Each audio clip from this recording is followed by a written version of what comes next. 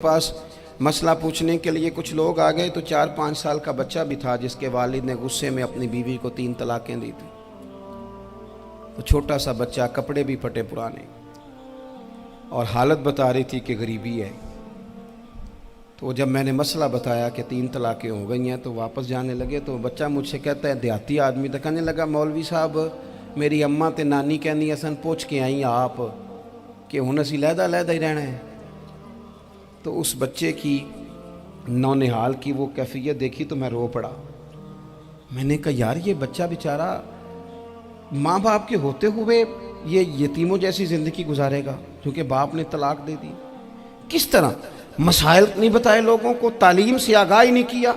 और इसमें बहुत बड़ा जुल्म है उन लोगों का भी जो जनाजे पे खड़े होके तो कह देते हैं, मेरी तरह के लोग, अच्छे उलमा की बात नहीं करता, वो कह देते हैं देखो जिन लोगों को जनाजा नहीं आता, भैया आपने किस दिन इशा के बाद क्लास लगाई थी जनाजा सिखाने की? ये तो आपने कह दिया लोगों को कुरान जी ठीक नहीं आता। तो यहाँ तो बेचारी बीबियाँ जिनको सही पढ़ना नहीं आता वो मिशन बना लेती हैं कि मैंने इतने 100 को कुरान पाक पढ़ाना है, बेवा हो गई हूँ, तलाक याफ्ता हो गई हूँ, सारी ज़िंदगी कुरान पढ़ाऊँगी। हम क्यों ये मिशन नहीं बनाते, क्यों इस तरफ सफ़र नहीं करते? एक तो दीनी मालूमात में, दीनी उलूम में अपने आप को लगाएं और ज़ौक़ पैदा करें कि जो चीज़ें मुझे नहीं आती मैंने वो सीखनी है, जो मामलात मुझे नहीं आते मैंने उनकी तरफ सफ़र करना है। एक तो अपना ये मिजाज बनाएं। और जब आप दीनी उलूम सीखते हैं तो पता है कौन सा मंज़र कायम होता है? मंज़र वो बनता है कि हज़रत अबू हुरैरा भी दीन सीखा करते थे, हज़रत अब्दुल्ला इब्न उमर भी असहाबे सुफ़ा में रहा करते थे, हज़रत अनस बिन मालिक भी रहा करते थे। और ऐसा मंज़र बनता है कि हज़रत सैयदा खदीजतुल कुबरा रज़ी अल्लाह तआला अन्हा फरमाती हैं, सैयदा फातिमा हुजूर की गोद में बैठी होती थी और नबी पाक से बातें पूछती थी और हुजूर उन्हें बता रहे होते थे। सैयदा आयशा हुजूर से दीन की बातें पूछती। चौथा हिस्सा हमारी फ़िक़्ह के उसूल हज़रत फातिमा की, हज़रत आयशा सिद्दीक़ा की मरवियात पर मबनी है। अगर हमारी बच्चियां छोड़ दें डाइजेस्ट पढ़ना, छोड़ दें इधर उधर की मूवी देखना और वो किताब व सुन्नत पर आ जाएं तो बहुत सारे मसाइल ऐसे हैं जो उलझने से पहले ही सुलझे हुए हों। दीनी तालीम का मिजाज और ज़ौक़। और दूसरी आयत करीमा मैंने तिलावत की, अल्लाह करीम ने कुरान मजीद में फरमाया, या अय्युहल्लज़ीना आमनू कू अनफुसकुम व अहलीकुम नारा, ऐ ईमान वालों खुद भी दोज़ख की आग से बचो और अपने घर वालों को भी बचाओ।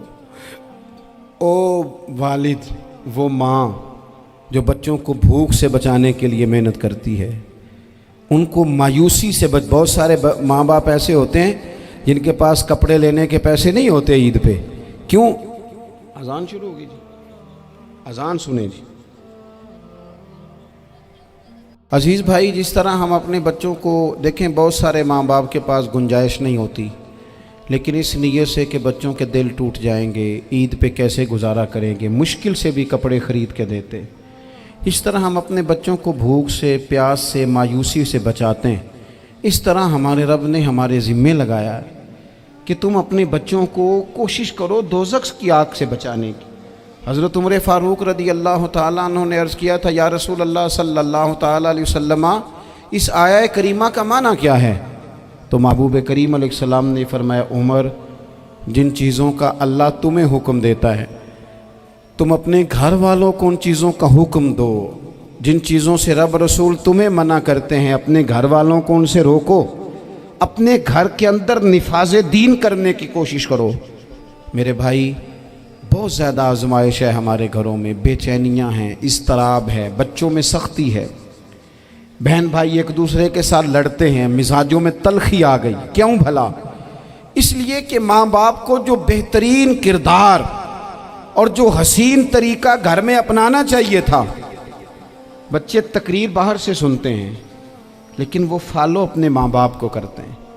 अगर माँ बाप में हौसला हो, सब्र हो, इत्मीनान हो, खुददारी हो, थोड़े पर गुजारा करने का मिजाज हो। देखें ना, आज डिप्रेशन है, टेंशन है, पैनिक्स अटैक्स हैं, बड़ी सारी चीज़ें आ गई हैं। क्यों भला? सब्र नहीं, तहम्मुल नहीं, बुर्दबारी नहीं। आजमाए। एक दिन एक बच्चा मेरे पास आ गया मदरसे का और आके वो रोने लगा। میرے گھر والے کہنے لگے کھانا چھوڑ دیں پہلے اس کی بات سن لے. میں نے کہا پتر کیا ہوا, کسی نے مارا ہے کسی استاد نے؟ کہنے لگے نہیں حضرت, گھر فون کیا تھا تو میری اماں اور ابا کی لڑائی ہو رہی ہے. بچہ کانپ رہا ہے, ٹانگیں کانپ رہی ہیں. میں نے کہا کیا ہو کیا گیا تمہیں پتر, لڑائی ہو رہی ہے تو گھروں میں ہو ہی جاتی ہے. کہنے لگے نہیں آپ کو پتہ نہیں وہ بڑا سخت لڑتے ہیں. میرے والد جب میری والدہ کو مارنے کے لیے آگے بڑھتے ہیں تو ہم سارے چار پنجوں کے نیچے چھپ جاتے ہیں, ہمیں خوف آتا ہے, وہ منظر خطرناک ہوتا ہے. یہ کون تکلیف دے رہا ہے اپنے بچوں کو؟ یہاں بیٹھے ہمارے ہاں میلوں دور رہتے تھے اس کے گھر والے, تو وہ تکلیف میں تھا, تو گھر میں کیا کیفیت ہوگی؟ اگر حوصلہ ہو, صبر ہو, قناعت ہو, اللہ کے دیے ہوئے تھوڑے رزق پر ہمیں راضی رہنا آتا ہو, ہمارے گھروں میں سکون آئے, اطمینان آئے, ہم جو زندگی بڑی خوشی خوشی گزار سکتے ہیں. ہمارے مزاجوں کا لالچ, ہماری طبیعتوں کی بے راہ روی, ہماری جھوٹی انا کا بت, ان ساری چیزوں کو ختم کر دیتا ہے. اپنی زندگی کے اندر اگر ہم وہ کردار اپنے بچوں کو دیں جس کردار میں موبائل بھی ہو, جس میں گاڑی بھی ہو, جس میں پیسے بھی لا کے ابا دراز میں رکھتا ہو, لیکن والد کا گھر میں مصلی بھی موجود ہو, اس کی کوئی تسبیح بھی ہو, وہ یہ بھی کہتا ہو کہ خدا نے اپنے فضل سے آج 5,000 دیا ہے تو اس میں 1,000 غریبوں کا بھی ہے, اس میں تھوڑا سا میں نے اللہ کی رضا کے لیے بھی رکھا ہے. اگر کوئی مشکل آ جائے تو وہ باپ اور ماں کو صبر کرتا ہوا دیکھتے ہوں. اگر ایک باپ کر بات کرے تو دوسرا برداشت کرتا ہو. خدا را اپنی اولادوں کو اس اذیت کا شکار نہ کرو. اپنے گھروں کے اندر وہ خودداری, وہ پیار, وہ وقار, وہ محبت, وہ انداز.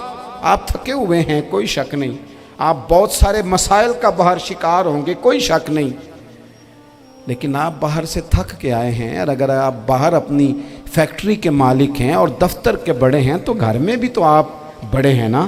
آپ کی ماں بھی تو انتظار کر رہی ہے, اس نے بھی تو دکھڑا سنانا ہے نا آپ کو.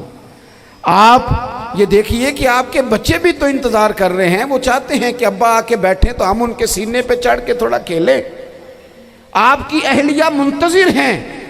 کچھ باتیں بیوی کسی اور سے نہیں کہہ سکتی, صرف اپنے شوہر سے کہتی ہے, لیکن وہ تو آتے ہی جلال میں آ گئے صاحب. وہ کہنے لگے تو بڑی نالائق ہے, میں تھکا ماندہ آیا ہوں اور تو نے مجھے کہانی سنا دی ہے. وہ اس خاتون سے شدت کے ساتھ پیش آنے لگے.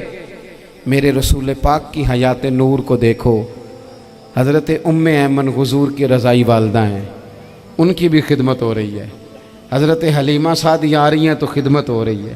حضرت عباس حضور کے چچا ہیں تو کریم فرماتے ہیں میرے چچا ہیں باپ کی جگہ پہ. حضور دوست احباب صحابہ غلاموں سب کے ساتھ پیار کر رہے ہیں. 9 ازواج مطہرات ہیں گھر کے اندر, اور کیفیت یہ ہے کہ حضور صرف ان کی ضرورتوں کا ہی خیال نہیں کرتے, خواہشات کا ہی خیال نہیں کرتے, بلکہ میرے کریم کا طریقہ یہ ہے کہ کوئی بندہ آج بول کیا رہا ہے, وہ کہاں کھڑا ہے آج, اس کے جملے کس طرح کے ہیں, اس کا لہجہ کس طرح کا ہو گیا ہے اور اسے ٹھیک کیسے کرنا ہے. محبوب اس کا خیال فرماتے, توجہ کرتے. میں کہتا ہوں کہ ہم سب کو شوق آیا ہے آرام کرنے کا. میں صبح 11 بجے سے پہلے اپنے گھر سے نکل آیا تھا, اور یہ وقت آ گیا ہے اور رات کو خدا جانے کس وقت گھر پہنچنا ہے. کئی دفعہ کیفیت یہ ہوتی ہے کہ گاڑی سے اترتے ہیں تو پھر دل کرتا ہے کہ کوئی اٹھا کے چلائے نہ کبھی. اس کے باوجود بہت سارے لوگ ناراض رہتے ہیں کہ ہم سے مل کے نہیں گئے, فوٹو نہیں کھنچوا کے گئے, فلانی جگہ چائے نہیں پی کے گئے. یہ تسلسل ہے. لیکن میں جتنا مرضی تھکا ماندہ گھر جاؤں گا نا, کبھی ایسا نہیں ہوا کہ میں گھر جاؤں تو بڑی ٹینشن میں جاؤں. میری گھر والی ایک دن مجھ سے کہنے لگی آپ نے کبھی نہیں کہا کہ میں تھکا ہوا آیا. بندہ تھک بھی تو جاتا ہی ہے نا, کبھی کہاں کرے نا. میں نے اسے کہا پتہ کیوں نہیں کہتا, اس لیے نہیں کہتا کہ میں نہیں چاہتا کہ میرے بچے یہ کہیں کہ ہم نے دین نہیں پڑھنا, ہمارا باپ تو بڑی مشکل میں ہے. ہم اپنے کام کے بارے میں اپنے گھر میں شکوے کرتے ہیں. آپ کسی بچے سے پوچھ لیں کون سا کام کرنا ہے, کہ اندر جڑا ابا جی کر دے رہے ہیں وہ نہیں کرنا. کیوں کہ ابا جی ہر روز تو کہتے ہیں میں بڑا الجھ گیا ہوں, یہ کام بڑا مشکل ہے. میں چاہتا ہوں کہ میں اپنے بچوں کو یہ بتاؤں کہ پتر میں تو جدھر جاتا ہوں پھول ہی پھول ہیں. میں تو جدھر سے گزرتا ہوں محبت ہی محبت ہے، میں تو جدھر سے دیکھتا ہوں دعائیں ہی ملتی ہیں، تاکہ ان کا شوق پیدا ہو۔ میرے عزیز، آپ تھوڑا سا دل بڑا کریں۔ اگر آپ ایک کی وجہ سے پورا گھر سکون میں آ جاتا ہے تو آپ دل بڑا کیوں نہیں کرتے؟ جگہ ڈھونڈتے ہیں بس مجھے کوئی تنگ نہ کرے، کوئی میری باپ ماں بدولت کو کوئی پریشان نہ کرے۔ بخاری شریف سنیے، حضرت عائشہ صدیقہ رضی اللہ تعالیٰ عنہ بیٹھی ہیں، حضور فرمانے لگے عائشہ آج ایک بات نہ بتاؤں تمہیں؟ یا رسول اللہ بتائیے۔ حضور فرمانے لگے جب تم مجھ سے ناراض ہوتی ہو تب بھی مجھے پتہ چل جاتا ہے، اور جب راضی ہوتی ہو پھر بھی پتہ چل جاتا ہے۔ تو حضرت سیدہ عائشہ صدیقہ بات سن کے بڑی خوش ہوئیں، یا رسول اللہ وہ کیسے؟ حضور فرمانے لگے کبھی کبھی تم قسم اٹھاتی ہو۔ یا رسول اللہ ہاں۔ فرمایا جب ہوتی ہو نا راضی، خوش، تو پھر کہتی ہو مجھے رب محمد کی قسم صلی اللہ علیہ وسلم، پھر تم میرے نام کے ساتھ رب کریم کا نام ملا کے قسم اٹھاتی ہو، رب محمد کی قسم۔ یا رسول اللہ بالکل ایسے ہی ہے۔ اور فرمایا جب تمہارے دل میں کوئی بات ہوتی ہے نا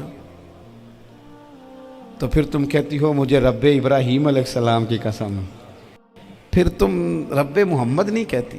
یہ بخاری مسلم میں موجود ہے۔ حضرت عائشہ صدیقہ نے تو بات سنی تو کھل گئی طبیعت، کہنے لگی کریم صدقے جاؤں، یہاں تک خیال فرماتے ہو؟ کس کے جملے کہاں پہنچ گئے، یہاں تک خیال ہے؟ فرمایا مجھے پتہ چل جاتا ہے کہ تمہاری کیفیت کیا ہے، کہاں کھڑی ہو۔ اور بھئی ہم تو اپنی ماں کا بھی خیال نہیں رکھتے۔